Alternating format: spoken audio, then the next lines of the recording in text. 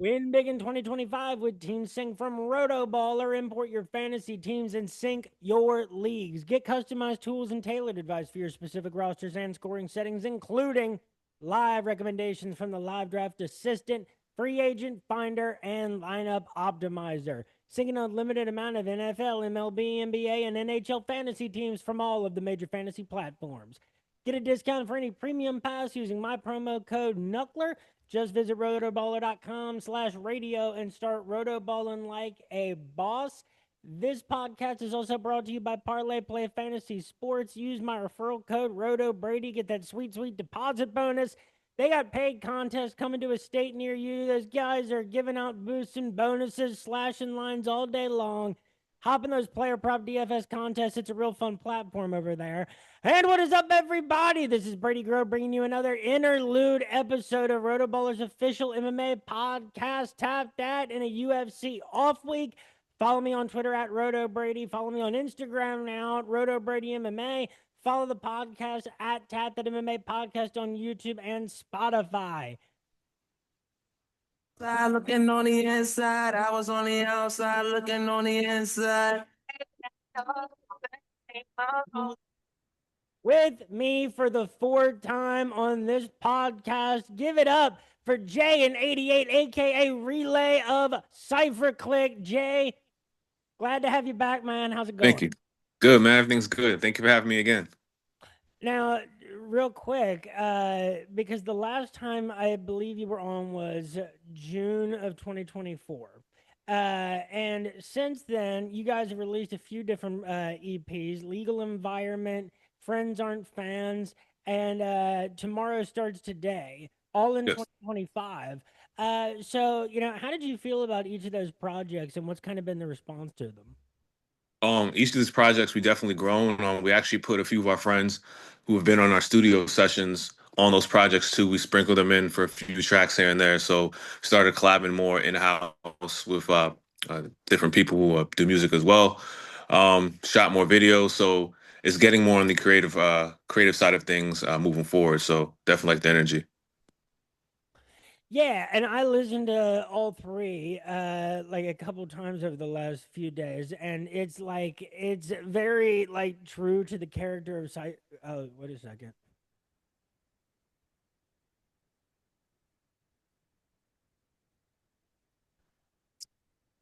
All right, everything was just super frozen there for a second. I think Okay.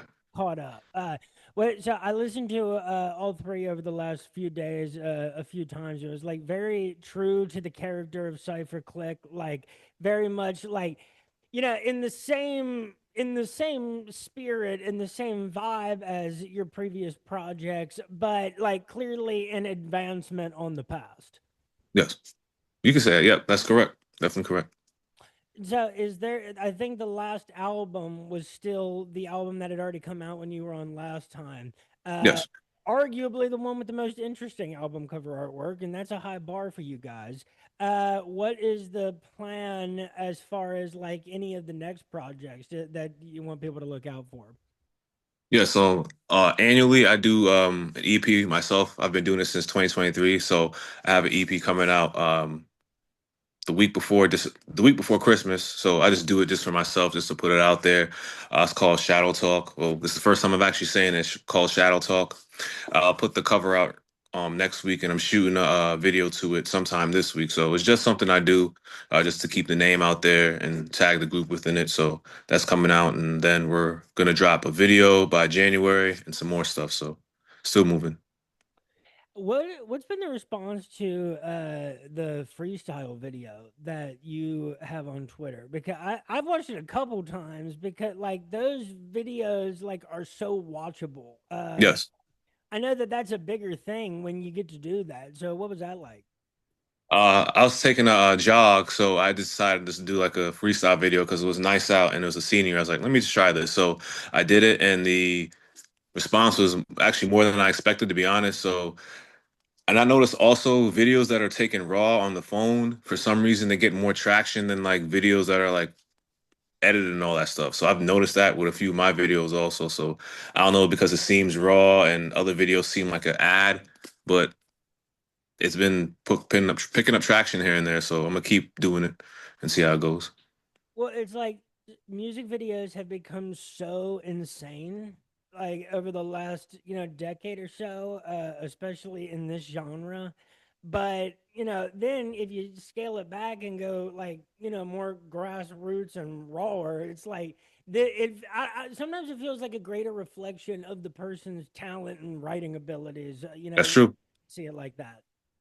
That's true. No edits and everything like that. Just go and it's more appreciated. It's not like put together like cut and snippet. So I could definitely see that. So more like that's what it is. Yeah. It's like some of the early URL videos of like Moog or whoever, or like Math versus Iron, like where they're just like battling in a shoe store, and Yeah. it looks like it was like the video was taken on like someone's Nokia flip phone, but like for sure, even though like where written battles were at that time in their complexity, those battles still hit just as hard because of the medium that they're in. That's correct. I go back to watch them all the time. So instead of the newer battlers, so I like to go back and watch older like Grind Time, King of the Dot, URL battles. I do that often because like I appreciate how raw it was and it's not too theatrical, so to say. Well, dude, you could make it through like a grind time or an early KOTD battle. You can make it through that in 15 minutes, like of watching. And it has been an impediment to me as over the last few years I've tried to like stay current on this, but also like catch up with the stuff I missed when I wasn't following it as closely. You look and it's like, all right, like this is a big one, and an hour and 20 minutes, like just Yeah. a movie. That's an entire movie. And I know that 60% of it is going to be the crowd going crazy. And like, I hate when it's like, dude, like crowd reaction is part of it. I don't want to hit the skip forward 15-second button like most Yep. are. Like, that is maddening when it lasts that long. I agree. I agree. 100%. And you can't do anything about it. Like, what are they gonna? You can't make the crowd be quiet. They could if they tried, and you can't. Yeah. It can't be like Olympic tennis or something where everybody's like quiet until like a climatic moment. It's just like an hour and 20 minutes. Like the battle starts 7 minutes in, and then I look and they're at round two, 20 minutes, and I'm like, what the hell is about to happen in the next 40 minutes? And it's gonna make Yeah. me. That's Oh. very true. So the last time you were on, the whole purpose of it was to talk about the aftermath of Drake and Kendrick, the immediate like wake of it. It's been a little over a year, about a year and a half since all that stuff happened. And what I said to you before we started recording is it's weird, like this was everything on Twitter all day, every day, and then one day it just wasn't. And it feels like we haven't heard a lot from either side, like in a while. Mhm. It went from hearing way too much from both sides for a long time to hearing absolutely nothing. And it's weird because, like, on Drake, you don't exactly you have no idea what point he actually left on. It was so many things in a row that he could have released. Here's the thing: he didn't release the Thriller album, but he could have released the Thriller album, and I don't know if people would have appreciated it if they heard it. Yeah, yeah, yeah. But it's not like he dropped any masterpiece afterward, but I don't think it really mattered what he did in the end. No. And Kendrick, he kind of ends off on the Super Bowl appearance, and then it's like radio silence, which some people kind of predicted. So, what have you noticed in the last year, and what last year and change, about like how this battle is kind of seen for both people? Like now that there's so much more time to digest what happened, and what, if anything, do you think is different about this genre at the highest levels now moving forward? I think for the a couple takeaways for the battle that Kendrick and Drake had. Honestly, I think if Drake kind of like admitted the loss, it wouldn't have hurted him as much because the him suing Kendrick about the UMG and the bots and everything like that, it kind of hurt his credibility because he had battles before with Pusha T. He didn't sue, and a lot of people thought Pusha T won. Meek Mill didn't sue Drake about the whatever happened back then, but since the whole "Not Like Else" was more than you expected, and he actually toured and he was lucrative. He made lucrative amount of money with that. You want to sue, so it was a very bad stain on Drake. So Drake, of course, he'll be fine because he's an international superstar, and of course, he'll have those records that people love that will transcend moving forward. But I think currently he's just there, so to say. I'll say he's just there and just they might put him like the pit bull flow rider category now. So Is it like I said this to you at the time, and I still believe it, especially after the whole lawsuit thing, is what do we not know and what will we never know about everything that went into this conflict? Because, it wasn't obviously it wasn't just it wasn't just Drake and Kendrick, it was a bunch of other people, and Drake, arguably focused his attention too much on the wrong people, during this. Again, like we said the first time, but while I think he produced his best bars in Family Matters against people that weren't Kendrick, uh, mhm. but not so many details of this don't make sense. Like it's like the John Benet Ramsey case. Like, why do this whole thing in the first place? Do we really believe that Drake is actually so arrogant that he wanted to match his lyricism against Kendrick? Is that like a celebrity like level high billionaire kind of level delusion kind of thing going on? Do we really think that he made so many dumb decisions? It's possible. Uh, Mhm. but it's a lot of coincidences to believe, no matter whose side you believe about stuff. So Right. this doesn't make any sense. And like Kendrick has DeMar DeRozan in the Not Like Us video. Not long after that, DeMar DeRozan is on, some NBA like post game show or something, or some whatever it was, and he was like, "Oh no, like Drake's a good friend. Like he helped me through some hard times after I got traded in Toronto. He's a friend, but Kendrick's family." And it's like, what did you just say? Like, Mhm. dude, there's no way you can play this dumb about Yeah. uh, Metro said some weird stuff in the aftermath of it. Future said some weird stuff in the aftermath. It is all so weird, and if people think this is a mere like difference between one guy that like took a guy on tour and then they don't like each other and there were just hurt feelings and egos. If you think there's not billions of like Saudi Arabian dollars behind this conflict in one way or another, it's like there's so much we don't know about what happened. It's crazy. There's a lot of things that probably are going under the radar that we don't even see. It might be some things that happened in the past. I know Drake took Kendrick on the Club Paradise tour, and there's like video of them saying, "Oh, he helped me out," but maybe down the line something got conscrewed behind the scenes, and it just caused them to just like unleash in the public eye and everything like that. So it's probably something that was brewing from years ago, and it finally just happened. Because in hindsight, it just didn't. It looked kind of weird at first. I'm like, I thought you guys were like cordial, but people went below the belt. And this what happened. Like like at the very, I thought it was like just a competitive thing, and Drake is Hmm.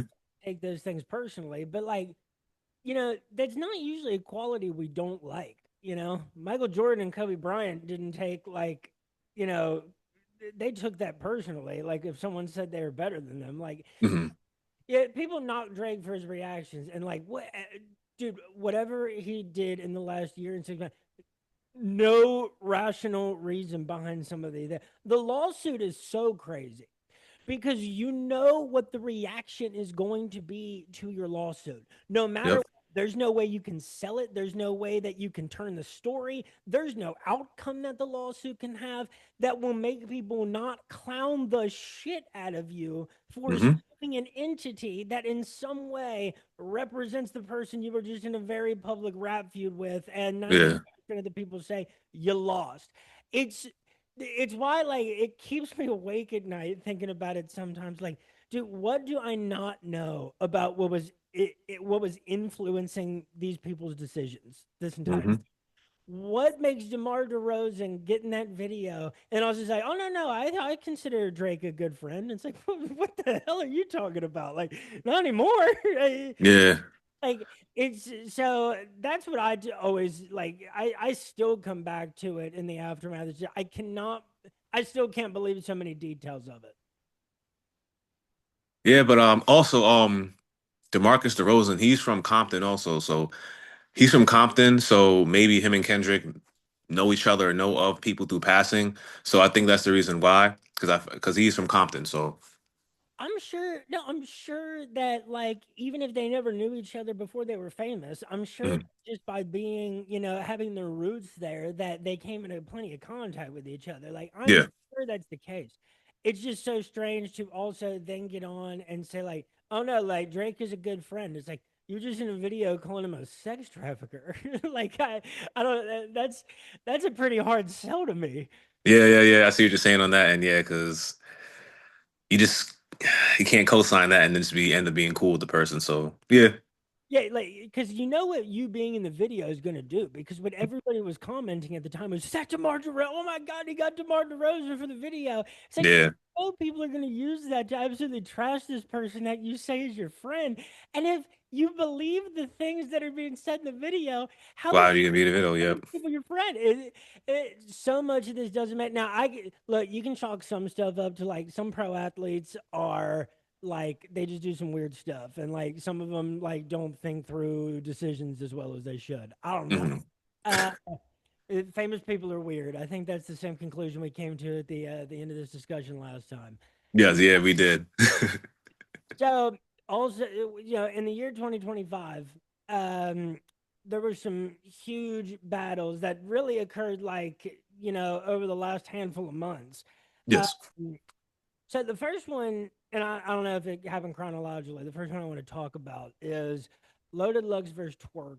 Um, so at the end of both the Loaded Lux and the Murder Move battles that happened recently, what everybody was pretty much saying is like it is insane that so many years later these two are still like the pinnacle of this and are still doing it against and we say like the younger generation, like the newer classes, but it's like those are like several years old. Like Mhm. like these are people that have been at the top for a while and they still can't touch it. Yep. So what was your reaction to Lux and Twerk's battle? Because I know Twerk certainly disagreed with the sentiment that it was a 3-0. Yeah, so I watched that battle twice. It was a great battle. I actually didn't expect Twerk to make it, so I commend him for making it. I just feel like with Twerk, he got to it took him a while to get to the point, and when he did the angle when he was trying to talk to himself with the suit, the microphone was like messing up his groove and everything like that, and he got frustrated. But even then, it was too long winded. The round was way too long. Lux, he joked on him. We never seen Lux joke, so Lux took a different angle against Twerk and was just clowning him, which got the crowd on his side. Then he went into his regular spill. So he just Lux played chess in this battle because the twerk angle is also kind of predictable to me. Have him talking to himself as like the lost person, so that was he had a predictable angle, and I think Lux knew that, so he ended up winning the battle. And he was just a little bit more clever, and he didn't like try to go out of his box, and ultimately end up winning. That's it. Like Lux is a really bad matchup for Twerk, because like Lux did choose to joke, and when you take a big performer, a big dude in Twerk who can be like have an intimidating presence up there, if you start making him look silly, it hits so much harder with the crowd. Hmm. It's what people were able to do to Pat Stay on occasion. It's what Umaga Yep. would do to Pat Stay. Like, the other guy's gonna do a bully angle, and like if you say the right things and you say them the right way, it turns it on its head, times three. Um, and the thing is, Lux said so much about Twerk's, forgetting his rhymes and stuff. And Twerk had said something like, "I've literally never written down a rap battle verse," and I was like, yeah, "We can tell sometimes." Yeah. People who have watched a lot of battles, you can tell when someone is on the verge of choking. Yep. People start talking, something's just a little bit off about how their body's moving. Their brain is trying to remember something, so it's not like working in conjunction. You hear like little tremors in the words that they deliver, and it's like he's hanging on by a thread. He can't remember Yep. the next lines. And he was doing that again. So Lux was bringing that up. And then Twerk like was struggling to not choke as he does often, like throughout that whole first round, I feel it was. Hmm. He was trying to catch his balance. He was like, because Twerk likes to repeat his round. So I think I heard Danny Myers say it or somebody say it, like what they do is they'll repeat the round, so they'll repeat from like the eighth bar and like just so they don't remember it. And Tay Rock does this also. So he'll go back, say he stops at bar eight, then he'll continue from bar four and say bar eight over again so he can get the flow of things so they don't choke. But Twerk wasn't doing that. He was like trying to remember from that eighth bar and he just kept repeating it. And I'm like, yo, this is how you're choking. Like go back like four bars so you can just run through it again. So that's a pretty much a cheat code or like a little tidbit of how not to choke. But Twerk, he likes to like just say the same bar over and over again, and people say you're stumbling. And that's what he does. So that And happened. that's the other thing you see with people. It and Ilmac will do this on the few like if Ilmac doesn't take something seriously enough, or if like or disaster, they have these strategies for what to do when you're totally struggling to know what to say next. Ilmac will like find a noise that was like barely audible or like a facial expression on his opponent that like is barely anything. To be like like what do you do? And then it Yeah, like yeah, yeah. disaster will take up some sort of like theatrical scene starting. Like he'll get down and be like, "Yeah, yeah, you little, oh, you little," and then he'll like come up with what to say next. Yep. Twerk, and the frustration led to this too throughout that battle. But he says the same thing over and over again. He keeps kind of looking for reasons to need to say it again. Like if the crowd Hmm. says anything else about, yo, chill, chill, all right, yo, I at your mom's house. Wait, no, chill, chill. I'm at your mom's house. It's like, dude, it's like hanging on by a thread, hanging on by. Yep. It's tough to watch when you're seeing somebody susceptible to it. Definitely, and it ultimately cost them the battle. It was a clear 3-0 by Lux. You can maybe debate the second round if you're going to debate a round, but to me personally, I had Lux Gentleman 30. He beat the top dude in the game. Well, one of the top 4 or 5 dudes on URL, clearly. So it's on to the next battle for Lux. So job well done. Uh, Out of all that battle, though, the one that I like, the line I keep repeating to myself, and I'm just like here at my house, is like, because she's saying, "Jesus, take the wheel," but oh no, he's on the other The side. other side, yeah. I loved all the London Drive stuff. Like Yeah. that was pretty good. Um, Now, talking about mismanagement of a battle, Hitman Holla and Murder Mook. Hmm. I you want to see frustration on somebody's face when you're talking about round three. I don't know what classifies an expert of people who spectate battle rap. I wouldn't call myself that, but but never bring out the paper. Never Hmm. bring out the paperwork.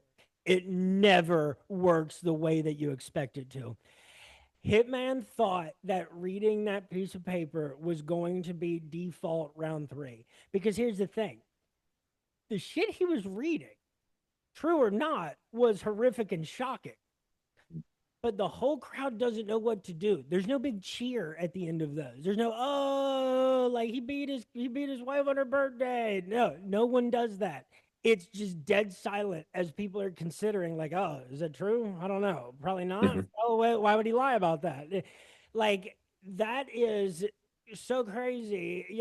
Forget about the rent thing. Like the stuff Hitman was saying was shocking, but there was no follow up. The Hmm. paperwork was the entire round. You can bring, shocking revelations. They're not my favorite kind of personals. My favorite kind of personals have to do with the kind of the only what talking about a person from the sample size you see of them in battles. Yes. That those are the personals that I like. So the shocking revelation stuff, like I find it corny a lot of the time. It's if it becomes public knowledge that Murder Mook has done all these things, then yeah, fire away. But like, Yeah. But like things that you would have to like pay a private investigator for, I'm actually not as interested in. And so there was no follow up. There was no drop the pieces of paper and then talk about the kind of dude that Mook is, like because of what he just read. The charges were the whole thing. And there was no momentum towards it. There was no energy from the crowd on it. With that. It was just suspense. And then Mook did his thing in round three, and it felt like Hitman's round did nothing. And afterward, he's like, yo, like I don't understand. And it's like, what don't you understand? Like this is a performance thing. You know this, man. You've been doing this a very Yeah, long you're the performance guy. Like, You're very good at it. You've been able to beat so many legends that you admit are above you lyrically because of your performance and quotables. And that was a round that ignored all your strengths. hmm that's very true. Also, Hitman, he wasn't winning round one or two at all, especially because Mook, he clearly got him in round one, and Hitman didn't even make it debatable on round two. So when round three hit, just passing out the paperwork, and also Murder Mook said his name is Jonathan Akram and not John Akram, and Hitman said your name is John Akram. So first of all, he called him the wrong name, and Murder Mook said in battles, even at the Jay Mills battle back in 2002, 2003, he said, my name is Jonathan Akram, so people already know what his real name is, and then you're calling him something else. That cancels the angle out. Also, you're passing out paperwork and you're telling everybody, read the paper, read the paper. People are not going to do that in the battle. And you went first between Murder Mook. You went first, and Mook goes second. So Mook still has to rap, and which he did, and it kind of canceled out everything anyway. So angle wasn't done right, and he doesn't even, and Hitman's not even an angler. He's more of a performance guy. So since that angle didn't hit, it pretty much null and voided everything for that round, and he pretty much gave the round away, to be honest. I just don't know who. Like, there's got to be somebody you would have thought or hoped would have been like, man, like, I just don't know if this is gonna go the way that you think it is. Because let's go back. You know, what's I don't know. It's probably close to a decade. And I said this to you right after I watched the battle for the first time. It's like the same thing happened in Disaster Arcane. The Hmm exact same thing, except Disaster started off with it, which was a worse idea than round Yeah. one because it didn't have the reaction at all at the time. Because people are just wondering, like oh, like let's see, is a PayPal printout of Arcane talking to Caustic, and no one, you don't know how to. And so the crowd and the Canadian crowd, when Rich and Arcane were champions, that crowd got insanely nationalistic. Yeah. I They remember. Yep. they really supported those Canadian champions, and and Rich rode it all the way to a title somehow. Mhm. But in that battle, Disaster got so frustrated by the fact that it seemed like he hadn't won already when round one started. And then the crowd started booing him because I don't think he wrote anything for that battle. I think he printed out that stuff and then decided he was going to freestyle. And the stuff he was saying was absolute gibberish. The Yep. I remember clearly. Yep. it's the problem with Disaster's weaker performances is when he has just a general concept of what he wants to say. Not even, you don't have to write it all down. You just have an outline, a point A and a point D you need to get to. He's good at that. When he says I'm just gonna freestyle, it just comes out as they're not even English sentences. It's like someone who doesn't know English who just used an app for the first time is trying to write some, and it's like, yeah, I'm ripping this kid. I'll tie a chain around his ankles and it's like, dude, what? Like, so the same thing happened there. The paperwork did nothing. Now it hurt the person more in the aftermath. Everybody looks back, and you might look back at that person with less respect. But in the battle, it had no impact at all, except for setting up Disaster to say to Drake that Arcane at the club would buy all the bars out. I remember that. But yeah, with Disaster, when Disaster prepares and writes, he's actually one of my favorite like battlers like ever. But when he does like the whole 50%, 25% and like stumbling, I'm like I get kind of disappointed because he's been doing that as of late. He didn't used to do that back in the day, but as of late, he's been doing that. I'm like, oh God. But yeah. he goes a million miles per hour anyway. Like the DNA battle is one he very clearly prepared for, and Yep. even that one, he still like had like with Cortez, he had like the not surprised that bean dipped line, and it's like really if you play back a lot of Disaster's awesome lines. They don't like you wouldn't write them in a text, like the person wouldn't understand what you're saying, but they still have a good impact. Yeah. That's very, very true. A lot of his battles are like that. The DNA, Cortez. I liked his Holohan. Was it Holohan or Pats? I think I like this Holohan battle. Um, what else about it? I like this battle with the Source and on Grind Time. I like this Tay Rock battle. He had a few good battles. Definitely a few ones, yeah. It's great when Disaster and Thesaurus battled in one of the first grind time events ever. What 2009? Yeah. Thesaurus was already saying, face jokes. Never heard those before." It's like, well, Peter, you're about to battle for another 20 years. Yeah. You're I gonna remember hear that, a lot yeah. of face jokes. Um, so right now, who are some of your more like personal favorites that aren't necessarily like some of the biggest battlers, but they're people that you like to watch? That's a good question. Of course, Danny Myers. Oh, is Danny Myers really? Oh, okay, I'll say Danny Yeah, yeah. Myers. Go in that range because I've got a few people in that range that I want to say too. All right, so Danny Myers. Um, who else? I like Rum Nitty. Um, there's a lot of guys. There's a new guy. His name is Foots. He's on the URL. He's pretty good. Uh, da, da, da. I like Jazz the Rapper. A Ward's pretty good. Um, mm, Mac Myron, he's pretty good. Fonz. Um, Trying to think of some other Cortez. He's back. He's pretty good. His latest battle's pretty good. There's a new guy named King. He's pretty good. Um, so quite a few guys, but those are the guys who like stand out besides of like the usual like JC, Geechee Gotti, but battles like that. Yeah, Eunice had a great summer. And Eunice, yeah, Eunice is nice, yeah, Eunice. Um, A Ward is one in that range that like I made an effort to watch a lot of his battles lately. Hmm. And but then like you discover more people through like just watching one person's battle because like I had never really seen anything of Frack.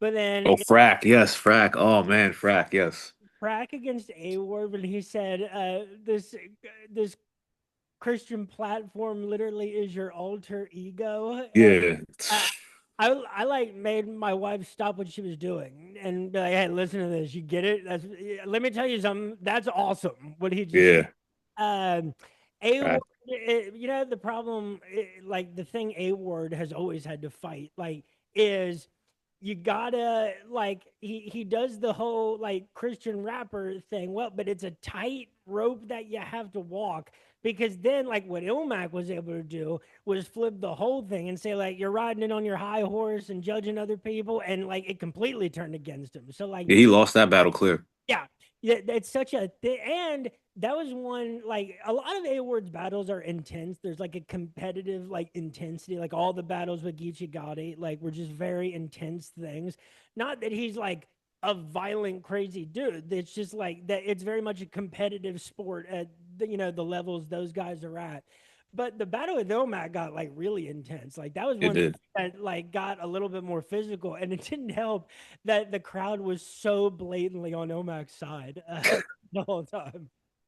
Yeah, I remember that. Yeah, A Ward, he had some fights. A Ward and Sharon, that was a pretty good battle too. There's a couple other guys that I do like. I'm trying to think of well, Bill Collect, of course, Bill Collector. There's a Well, guy named Jada Nightwing. He's pretty good too. I mentioned to you, I really liked Homeschool. Homeschool, yes, yes. Okay, I battle Homeschool, yes, and Los Preem, he's pretty good too. Like homeschool, Anderson Burris's first round against Danny Myers is one of my favorite rounds I've ever seen. Anderson is nice. Yes, Anderson Burris. Yes. That's one where I actually like many months after seeing it for the first time, I'm sitting here like cutting vegetables, and I'm like, always needs a hand around the house like the Adams family. His family. Yep. Oh my God. That's one that you send to like people that you know don't give a shit, but it's like, but please just like watch this and like, please Yeah. admit that this is impressive. Um, let's say, oh, dude, seeing like, because the women in battle rap now, like, it's not like it was a long time ago where it was like a very rare thing to see that. It was like a novelty. The women at the top of battle rap are legitimately like fantastic lyrically and with their performances. And Hmm. as we saw this summer, those battles can get just as violent as the men battles. Uh, Yeah. and I really liked watching Miss Vicious. Like Oh wow, Miss Vicious. Wow. when you hear her rap and you see like it doesn't match what you're seeing in front of you. You know, Hmm. like I saw someone comment probably is wearing like Cookie Monster pajamas like out like Miss Vicious. I was like, I was like that whoever's out there, that is the most perfect description I've ever read of something. But like it's a really good crop of like however many different classes of people that have been around for different amounts of years. Like if you enjoy battle rap, there is an endless amount of stuff that you can watch on YouTube. It never ends. It's actually Yeah, over. it's true. It is. There's a lot. There's so much. There's so many leagues now. So many battlers. So you can never. You can't. Well, of course, you can get tired of it, but like, there's always going to be a new battle popping up every day with new talent. So it's steady growing. There's more leagues. You're always going to find a new battle online. At least maybe three new battles per week. So it's always going to be here, and they're doing tournaments and everything like that. So it's growing. It's definitely growing. Three new battles every week, dude. There might be three new rap battle leagues every week. Yeah, true that as well. Um, yeah. So, and after this summer, after some of the more recent battles for him, how do you evaluate Arsenal's legacy and like the tier of greats that he ultimately would fall into? It's because he's taking some risks. It's a risk to battle Eunice, like in kind of a neutral environment or an environment that like saw you. Oh, was that in England? Was that in? Yeah, it was around with Shoddy Hard, right? Yeah, yeah, yeah. Uh, Yep. so and like the way the Mook battle went for Arsenal was not good. So where do you place Arsenal in your all time like kind of list and tiers? Arsenal of all time, he's definitely in my top 10 to 15. I wasn't a huge Arsenal fan when I was watching Battle Rap because I didn't really like his style, so to say, like, I'm gonna kick your baby in the thing and tie you in the trash. I didn't really like his style like that because it was like too much shock factor, but he stopped that because that style kind of got played out once like JC and Chilla Jones did with the scheming and everybody was scheming. So Arsenal eventually he switched the style to scheming. But I respect his accolades as far as like the amount of views he gets battling in different areas, putting people on, and he's not scared to like face new talent and giving them a shot. He's actually one of the few people who do that. So I respect him for that. Yeah, he definitely like takes risks. I think like you've done it so many times and you've like had those accomplishments because it's a different thing. Like you know, it's hard to get a ton of people who don't normally watch rap battles to watch a rap battle. And Right, right. numbers that Arsenal has gotten throughout his career shows that he got a lot of people to watch stuff that otherwise before were not watching it. I remember when it was insane that Arsenal and Conceited had over 1 million views. No battle had over 1 million views. Now Right. it's very common, but back then it was like, oh my god, like that is. I mean, some of those early King the Dot battles, they were pulling less than 10,000, like on some of them. Uh, Hmm.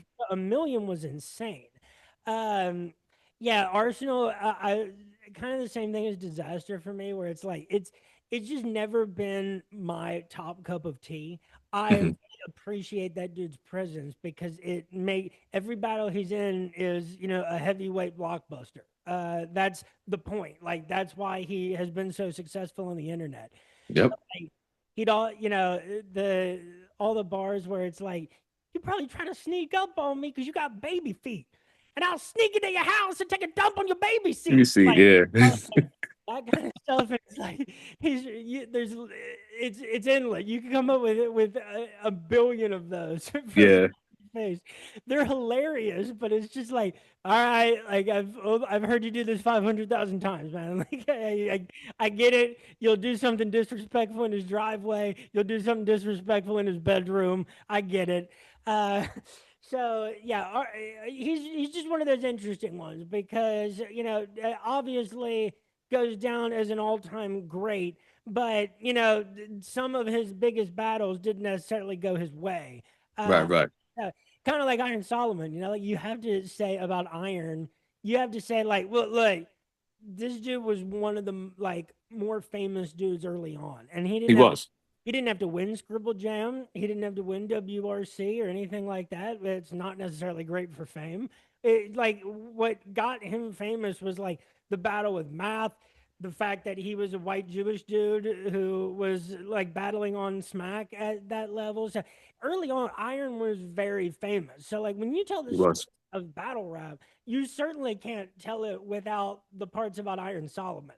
But the way that he, lost to Mook after so many years of calling him out, the very long hiatus, it was, I mean, it was hard for him. It must have been so hard for him to come back.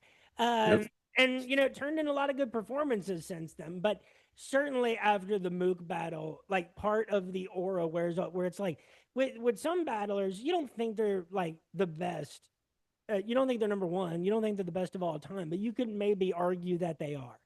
After the Mook battle, that argument does not exist for Iron Solomon anymore. It can't. True. That's very true. I heard of Iron Solomon first when he battled Shirt and Tie in the barbershop, and he battled Madness on the street. Then I saw him like on was it WRC or Scribble? I think he lost on. I think he lost on both, but yeah, I seen him here and there. But I think the Mook battle as well. I think if it was in like a smaller type of room instead of on the big stage, that battle would have definitely been way better because he actually battled after that Mook loss. He did the King of that Dot thing. Then he went to battle Rum Nitty on Volume, and that's one of the best battles I've ever seen. Iron Solomon versus Rum Nitty. That was an amazing battle. I had Iron Solomon actually winning all three rounds. It's very debatable, but that's the best Iron Solomon battle I've probably seen as of late. Yeah. I'll take out everybody that nitwit. Yeah. But that that one was fantastic, and yeah, like that was the first one I saw of him, and they were the kind of videos that would pop up in like suggestions or features. That's how famous these videos were, and they it's not like they had blown up. But Mhm. Iron Solomon versus Thesaurus and Iron Solomon versus Madness that were on the street, Yeah. and what was it? It was the New York is mine. Out here, you're behind. He's still stuck on California. California time. Yep. That, those things were classic. He called Madness Turtle from Entourage. So it's the same as like Kid Twist. The reason I was drawn to him at first, it's like I saw a video that was top three white battle rappers right now, and I was like, all right, like I didn't know there was three. I was probably like 12 at the time. Mhm. And it came up suggested from watching the video of the rap battles from the end of 8 Mile, and it was like, hey, you might also like this. I'm like, you were correct. And so like they went through, I think it was Soul Khan, Iron Solomon, and Kid Twist. Yeah, Kid Twist is one of my favorites. It was like, who's this dude? This dude, like Soul Khan and Iron Solomon, sure, they're like Caucasian and Jewish, but they still like looked like they belonged in a rap battle. Even with Soul Khan wearing his like wool coats and stuff, like, but Kid Twist did not look anything like he should, like it, it it was such a contrast optically. And then when they were like able to make it to the final round of WRC, uh, Hmm. it was like Yeah, like this guy is actually proving himself as one of the best at this. It's Yep, nuts. That was the state of it, and like Kid Twist is one that had trouble adjusting to the later times. Like he was. Fresco like was able to seamlessly transition to a few carefully picked battles because it turns out his pen was always fantastic. Yeah, This era was really hard for Twist to adjust to. And when he tried to go away from just the pure joke kind of like system and kind of tried to like formulate some bars and schemes, it just didn't go right. that's true. That's true. I think the last Kid Twist battle I seen in this format was against John the Don. He did okay, but John the Don won. But after that, I didn't really see too much of him, to be honest. And Thesaurus is still battling pretty much. Yeah, he still is. He had a battle, I think the beginning of this year or something like that. He's still active. He had a URL battle against Holmesy. He did okay in that. And he's on King of the Dot here and there, so he's still active. Smack is never, it would never be right for him. Mhm. I don't think a crowd would react well to the way he writes his bars. And like it went very like middle of the road for him, like finally debuting. He is very much king of the dot grind time style where he says things like the kind of personals that like Ilmac and him use are the kind of personals I like where it's like this is what we've seen from you throughout the time we have seen you in this community and setting. Yeah, Uh I think they try to get him. Well, Jay Black tried to get the Source and Ilmac to do double impact, but I don't know why it didn't go through during the COVID era. He tried to get them on there. Ilmac is someone too that like you can tell when he put more effort into preparing for certain battles than others, but at his peak, like the wins that he was capable of were, anybody that could beat Pat Stay in any battle, that's a very limited tier of people. Hmm. That's correct. Pat Stay didn't lose. I'm trying to think of a battle he lost clearly. I can't really think of one on the top of my head. I'll have to like go through his like resume, People like have a clear loss. because even the Marv One battle wasn't a clear loss. Yeah, yeah, yeah. Okay, Marv won. Yeah, yeah. It was competitive. I think like people look back and I think would criticize the kind of like dynamics that play in the Calico battle. Oh, yes, the Calico battle. Okay, yeah, yeah, yeah. Wasn't necessarily his best. But like rap, battle rap really is a sport of matchups. Like they're really just like MMA. Matchups make fights, They and do. like Pat Stay Sharon, for instance, terrible matchup for Sharon. Hmm. Like Pat Stay can do the bully angle, but Sharon isn't a clowner. Like he's not like he has rebuttals, but he doesn't like flip a thing on its head. That's true. He that's just never been him. He does what he's really good at. And got better at it and a little better with his like body language throughout battles since the beginning. But like dude, when Sherrod, yeah, like the straight up and down, it made him so easy for other people to make fun of. Like they say, Yeah. "Oh, I'm Sherrod," like all that. And dude, I've recently saw for the first time the Sharon Arsenal battle where Sharon tried to put on the purple bandana on the stage. Oh yeah, I remember that. Yeah, yeah, yeah, yeah. Christ, that is that, and I Arsenal that puts you in a tough spot too because like it's like, dude, I gotta do something, but like people would not appreciate it if I just started beating on Sharon. Like they don't see it as fair. Yeah.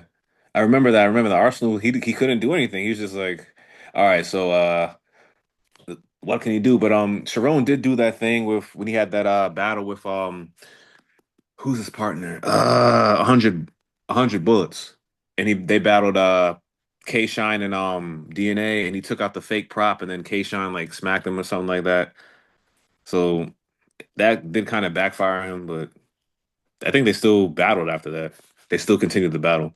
It's just no, the thing is, I don't like when a battle gets physical to the point that it has to stop because I want Yeah. to see all three rounds. But just like in basketball and everything else, like I love everything chippy. So if like people are getting like the start of Ilmac versus Iron Solomon, where Iron Solomon comes out very blatantly poking Ilmac super hard in the chest, and Ilmac pushes him. They both get reprimanded briefly by Organic. They start again.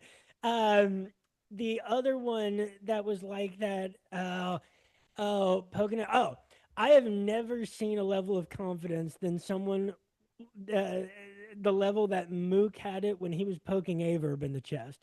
Oh So yeah, yeah, over and over again, Averb said, "Quit poking me, man." He would yeah. pop, pop. Oh my god, I love that stuff. I remember. Because the thing. Okay, this is actually an important point I thought of is the reason that some of these like legends battles over the last few years have kind of sucked is because so many of these guys are very over it. Like they've done a billion battles. It's why Disaster vs. Solcon sucked. Yeah, Is that was oh my. is at that point it's kind of like they're like, well, we've done this before. We know each other. I'm just kind of goof around. It's like, well, people don't want to see that. Mhm. Like Kid Twist versus Thesaurus in 2011 and King of the Dot would have been amazing. Kid Twist and Thesaurus was way too kumbaya a few years ago. Yeah, it was. I Uh, remember. so like when you see people getting physical over it, it's awesome because it's like, hey, they care about what's going on. That's what you like to see. Mhm. That's true.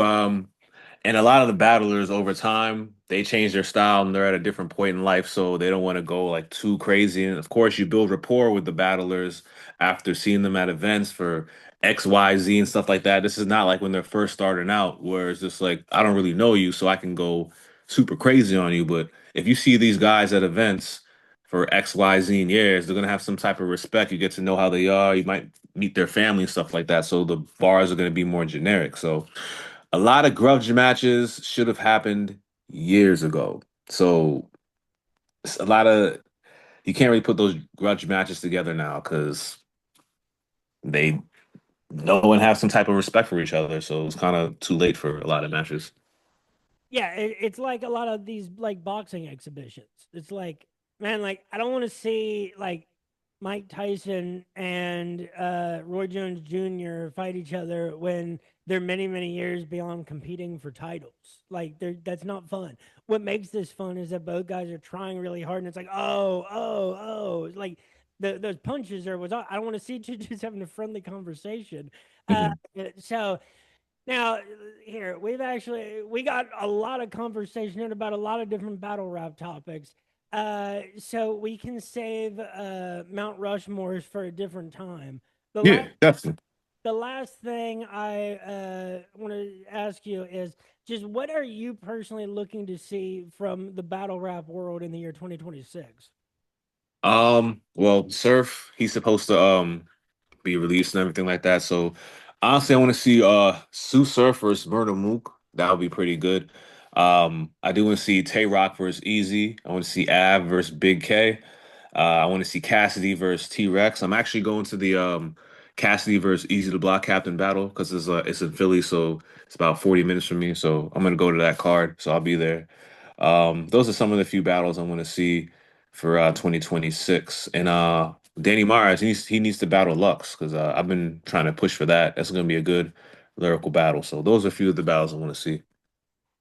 One thing I would like to see some progress towards, at least, it's something that you talked about in one of your YouTube videos, I think, is there's got to be somebody at some level of the industry that is successful in the industry that would be willing and able to like do a written battle.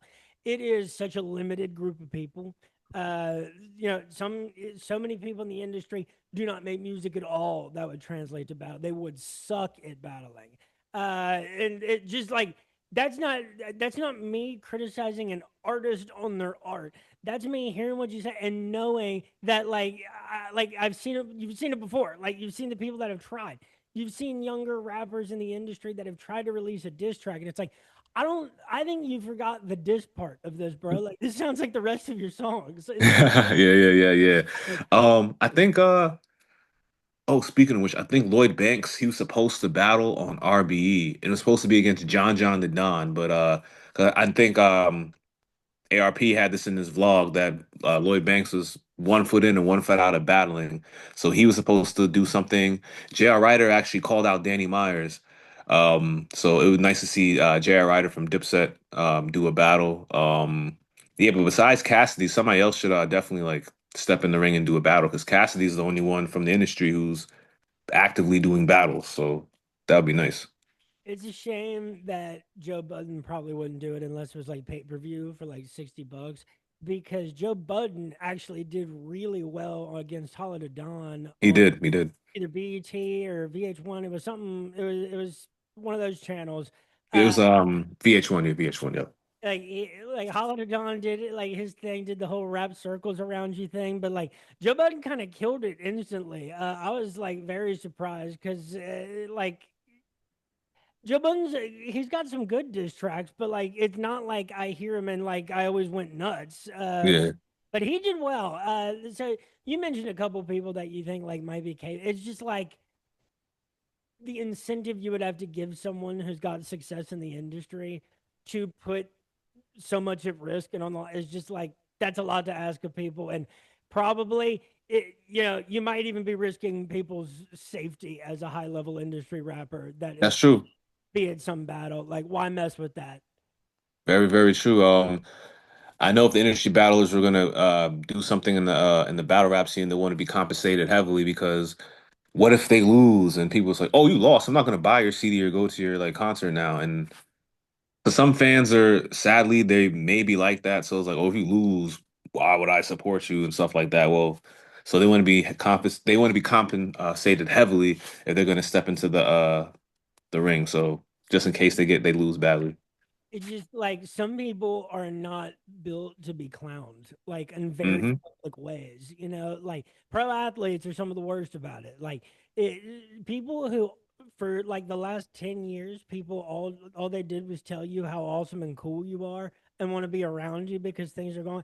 And then for everybody on the internet saying like, he lost, crying, laughing emoji, he sucks, yes, like all those things. It's like some people are like would not be able to handle that well. Yeah, that's very true. And it's some people aren't built for it. Some people are just built for the industry and make their money and take it from there. So not everybody's meant to be a battler, and not everybody's meant to be in the industry. So to each his own. Well, folks, thank you so much for listening to another interlude episode of RotoBallers official MMA podcast. Tap that in this UFC off week. Follow me on Twitter at RotoBrady. Follow me on Instagram at RotoBrady MMA. Follow the podcast on YouTube and Spotify at Tap That MMA Podcast. With me tonight for the fourth time, folks. The first time I had him on, it was February of 2022. So Almost 4 years. Wow. how fast the time goes. But with me tonight for the fourth time has been Jayin88, A.K.A. Relay of Cypher Clique. Go check out all of his content and all of their music if you're not familiar. I am a big fan. And Jay, before you go, if there's anything else you want to say, tell people where they can find you on social media, shout outs, the floor is yours. Yes, Instagram, Twitter, Jayin88, aka Relay. I have a YouTube channel as well, Jayin88. Go subscribe whenever you get a chance to. I do recaps, predictions. I have shorts on hip hop things that are going on, battle rap talk. So subscribe there. I have a project coming out next month. It'll be on the socials and everything like that. So appreciate y'all. Folks, thank you so much for listening. Everybody out there, enjoy your Thanksgivings. Go check out the battles we talked about. If you Yes. a rap battle before, uh, I say all the time, I feel bad for people that do not get the rush that I do from watching a battle when it's high performance. Yes. There's people that would see it and they'd be like, yeah, that was clever. Like, okay. And it's like, dude, do you not like feel a giant rush of adrenaline from what he just said? That's a shame. Uh, Yeah. folks, go check that out. Everything we talked about. Have yourselves a great week and peace. Peace.